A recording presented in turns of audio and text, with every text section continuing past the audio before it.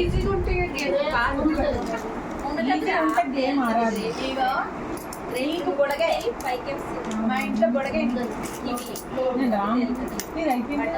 రావా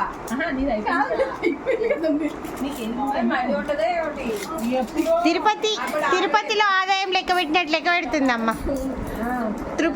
తిరుపతి హుండీ లెక్కి